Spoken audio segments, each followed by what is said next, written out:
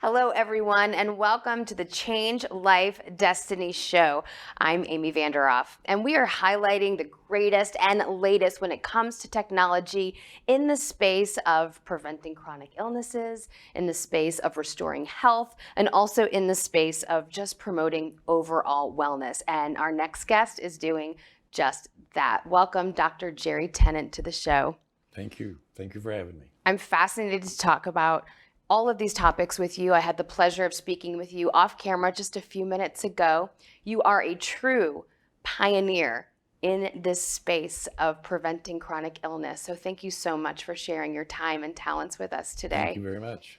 What are you seeing from your personal experience and, of course, research in the space of preventing chronic disease? Well, thank you. Before I begin comments, I always have to have a disclaimer, which is that I'm speaking with my Arizona license, not my Texas license, because Texas doesn't allow its physicians to speak about things that aren't standard of care. And obviously, what I'm going to talk about is not. So basically, to get a sort of an understanding is that I am an ophthalmologist, did the research, majority of the research for the laser that's used in LASIK surgery. When I did that, I got encephalitis.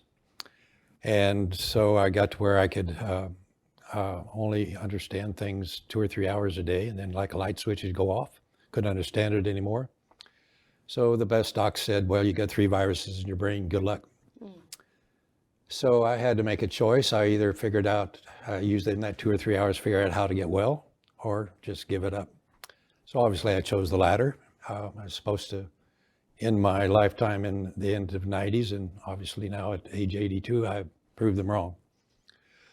So what I have done over this last 25 years is to start to understand, I've mapped out the body's electronic system and its wiring system, and began to understand that all chronic disease begins when any organ loses its power. So any cellular biology book will tell you that cells have to run at a pH of 7.35 to 7.45, but pH is actually measurement of voltage in a liquid. So basically, all of the physiology books say that cells have to have voltage to work. And it turns out they have to have 25 millivolts to run, but when they wear out or get injured, you have to have 50 millivolts to make new ones. Well, the real issue is that our muscles are rechargeable batteries, and they're stacked one on top of each other like stacking batteries in a flashlight to form a power pack. They're surrounded by a common sheath of what's called fascia, which is the body's wiring system. And so every organ has its own battery pack to provide that voltage. And by the way, some people get confused because they say, well, cells run at minus 90 millivolts. Well, if you put a cell in a petri dish and measure across the cell membrane, it's about 90. But the environment in which they run is minus 25 millivolts. I want to stop you for a moment because I'm going to break this down in bite-sized pieces for everyone who's watching this. This is fascinating. This is fascinating because what you're saying is, necessity is the mother of invention. You were put through a major trial where you were in bed for 7 years. You were suffering. You were given very little time to survive. This is 25 years ago. So we're reading the last page of the book now. And you had broken down to see how our body's wiring system happens, how it functions, and what we can do as civilians on this side of it to prevent chronic disease. This is fascinating stuff. Thank you. Well, so the issue is that these stacks of batteries are what have been called an acupuncture meridian. So acupuncture meridians are really stacks of muscle batteries providing voltage for all of our organs. And so there are basically 12 circuits, just like you have circuits at your home, where we have 12 circuits in our body. So the reality is that there's only one pathway to all chronic disease. Let me say that one more time because it changes essentially everything. There's only one pathway to all chronic disease, and it all begins when you flip the polarity in one of your battery packs. So what do I mean by that? Well, if you were to take, let's say this pen's a battery, it's got a plus and or minus here. That's right. If you drain it all the way to zero, it flips itself upside down. That's well known in battery technology. Well, if you got a battery that's upside down, you put it in a battery charger, it won't take a charge, will it? No. And that's what happens in the body. So once you drain the power and you flip the polarity in one of your acupuncture muscle battery packs, nothing you do is going to work. Now, that system tries to borrow voltage from the next door neighbors to keep going. That's not ideal. I like to say your neighbors will give you a cup of sugar now and then, but they won't give you 3 meals a day. And so eventually the neighbors start running out of juice, and so things begin to get worse and worse. But the next thing to realize is that the association between voltage and oxygen. So there's a thing called Bohr's law, or the Bohr effect. So in order to hook oxygen to hemoglobin in your lungs, you have to have 34 millivolts in that circuit. If you don't have 34 millivolts, it won't hook on.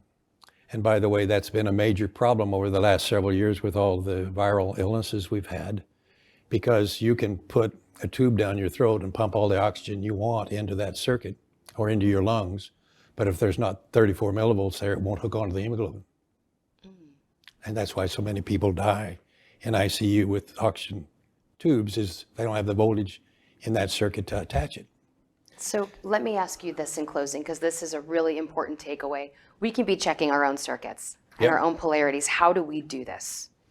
Okay, so each circuit, like all other battery systems, has what sort of amounts to a pole. So if you look at a battery in your flashlight, or you look at a car battery, it's got posts that you can check, right?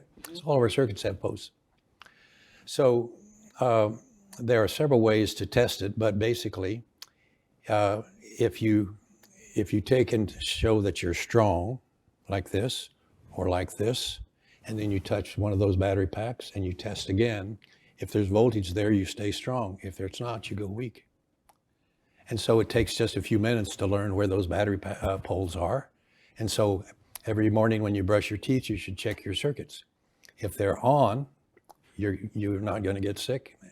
If they're off, you will.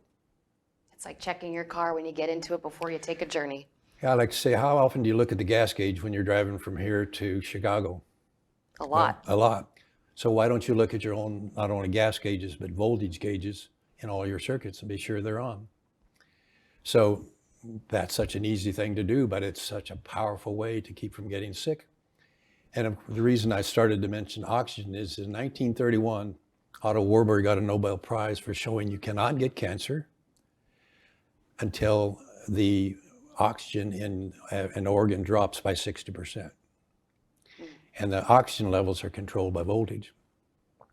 So if you fix your voltage, then you keep your oxygen levels. If you keep your oxygen levels, and unless you get blown up in some place like Chernobyl or someplace with lots of radiation or something, you're not going to get a malignancy.